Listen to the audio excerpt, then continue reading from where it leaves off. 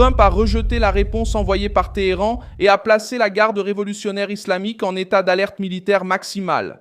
Ce lundi 11 mai 2026, la crise a pris une nouvelle ampleur après que l'Iran a répondu à la proposition des États-Unis par l'intermédiaire du Pakistan.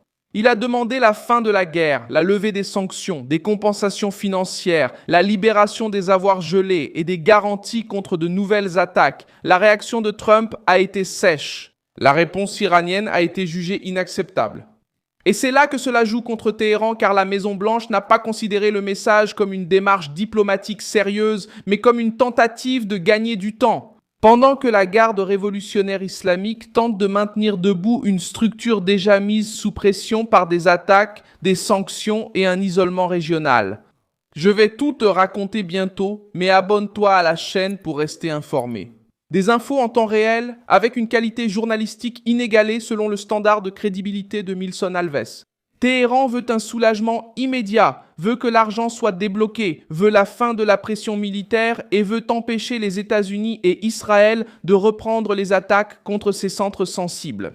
Le problème, c'est que Trump n'a pas accepté de jouer à ce jeu. Le message américain a été clair. Il n'y aura pas d'accord juste pour sauver les apparences du régime.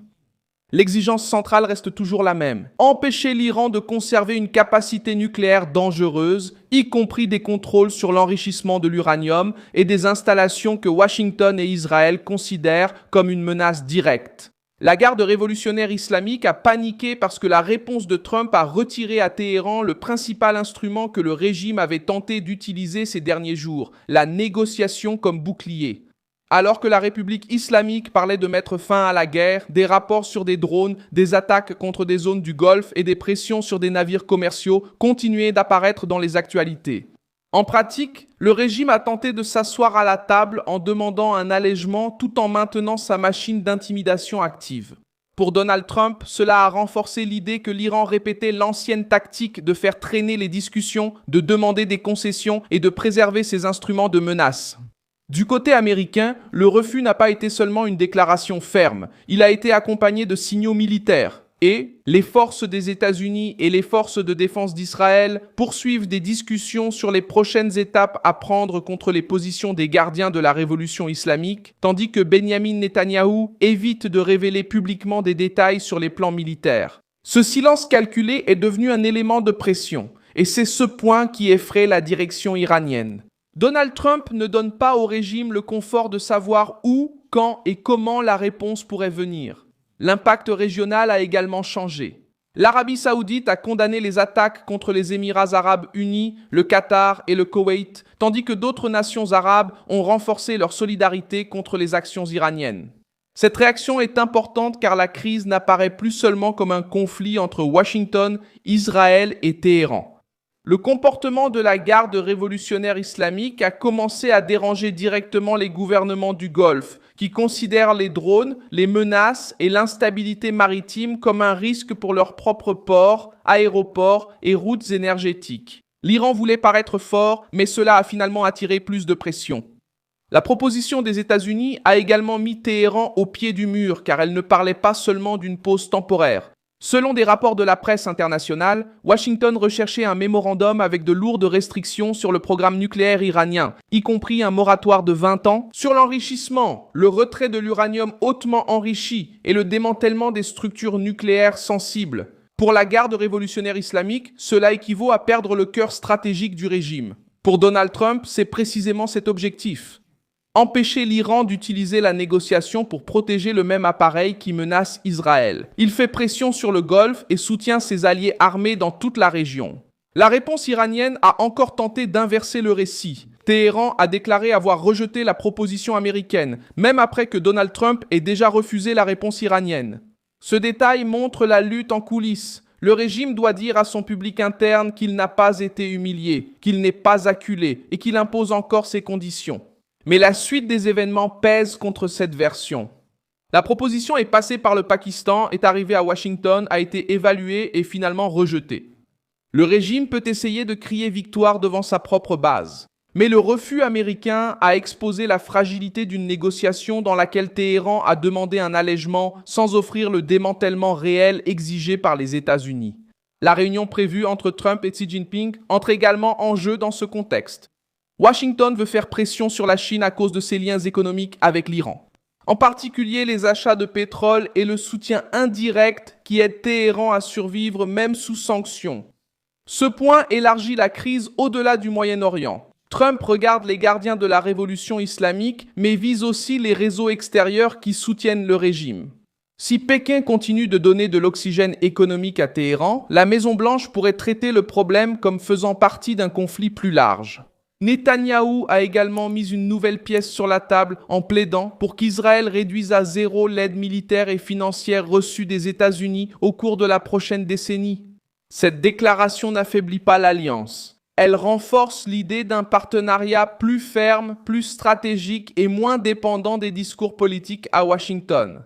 Israël veut prouver qu'il continuera à coopérer, acheter, échanger des technologies et agir avec les États-Unis sans paraître dépendre de l'aide annuelle. En pleine crise avec l'Iran, ce message vise à montrer à Téhéran que le partenariat États-Unis-Israël ne repose pas seulement sur l'argent. Elle dépend d'une menace commune, du partage du renseignement et d'une décision politique. L'histoire montre pourquoi le refus de Trump d'accepter un accord faible avec l'Iran a un poids réel.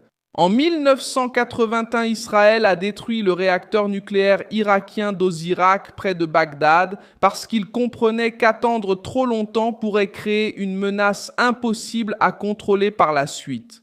L'opération, critiquée par de nombreux gouvernements, reste un exemple d'action préventive face à une menace nucléaire dissimulée derrière des discours diplomatiques. En 2007, Israël est de nouveau intervenu contre un réacteur suspect en Syrie. Et de nouveau intervenu contre un site suspect qui a ensuite été traité par l'Agence internationale de l'énergie atomique comme un site suspect en Syrie. La leçon pour Trump et Netanyahou est claire. Lorsque des régimes hostiles utilisent la négociation pour gagner du temps, la fenêtre d'action peut se refermer rapidement.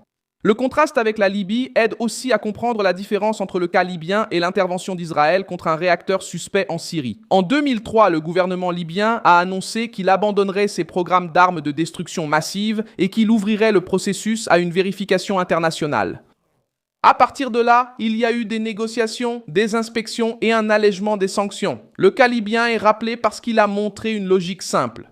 D'abord vient la remise concrète, ensuite vient la récompense diplomatique. L'Iran essaie de faire le chemin inverse. Il demande la fin des sanctions, la libération de fonds, des garanties militaires et un avantage politique avant de livrer le démantèlement central. C'est pour cela que Trump a rejeté. D'autres nations montrent aussi que les régimes sous pression reculent lorsqu'ils perçoivent que le coût de la résistance devient supérieur à celui de la capitulation.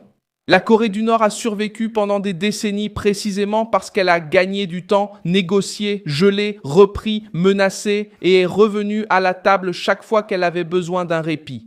La Syrie de Bachar al-Assad a caché des activités sensibles jusqu'à être frappée, puis a dû vivre avec des années de soupçons internationaux. L'Iran connaît bien ce manuel. La différence cette fois, c'est que Trump essaie de fermer toutes les issues en même temps. Il rejette un accord faible, fait pression militairement sur Téhéran, discute avec Israël, met la Chine sous pression et rend les nations du Golfe de plus en plus exaspérées par les gardiens de la révolution islamique.